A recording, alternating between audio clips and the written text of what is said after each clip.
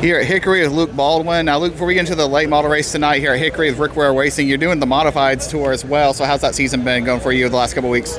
Yeah, the NASCAR Women Modified Tour has been good. We're tied for third in points right now.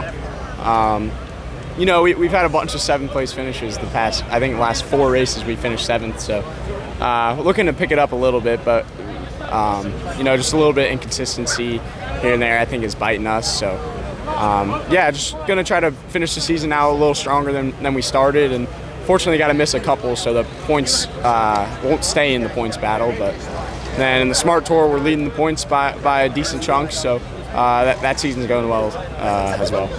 Now you're racing here tonight with Rick Ware Racing for the Throwback Hickory weekend. Rick Ware doesn't do a lot of late model racing, but you're racing that tonight. So what's it been like getting this car ready and this program started? Yeah, Rick started taking this late model stuff pretty seriously this year. With brought in some good people to come wrench on these things, and Troy Smith and J.R. Courage and Mike Curtis and that whole group. So pretty much since we fired off with this new car, we've been fast out the gate.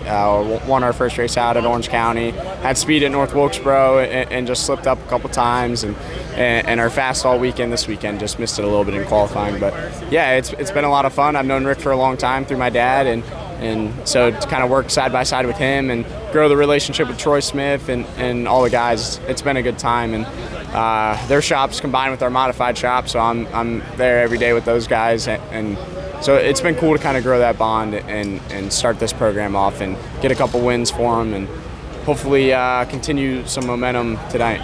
Any more late model races in the future with this team later in the year? Yes, sir. I think we have 3 or 4 more after this one. A few more cars for races, so looking forward to those, but gotta knock this one out tonight. And last one for you here, I gotta ask, is this laying the groundwork for you to maybe jumping out modifieds, maybe doing some other races with Rick Ware, maybe on the NASCAR side of things? That hasn't really been a conversation yet. This is kind of like startup late model program, so we're kind of just focusing on this. We haven't really had that conversation. Again, Rick only really has the Cup stuff in the National Series right now, and I am far from ready for Cup racing. So that hasn't been talked about, but it's definitely a cool thought for whatever unfolds in the future. All right, so one final thing I wanted to talk to you about. Well, 2 things, actually. First of all, you're nominated for the Hall of Fame. May take you more than a year or 2. Sometimes it does that. But being named one of the 75 greatest drivers in NASCAR history out of the hundreds, probably a couple of thousand people who've raced in NASCAR in the top 3 levels, what did that mean to you? I really thought I pissed them off a few times. Well, I know you did that. But yeah, I know. So you're not alone in that. Yeah, I was quite surprised and very honored. That's no small task, and it's just you don't go into it when you're 18, because I had to wait till I was 18 to start. I never thought I was going to be in a Hall of Fame.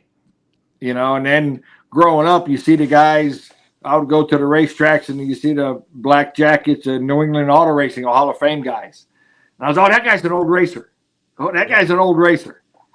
That guy's an old racer. Yeah, well, now I got one of those jackets. I'm one of those old racers. You're still young at heart. I know that. So don't worry about that.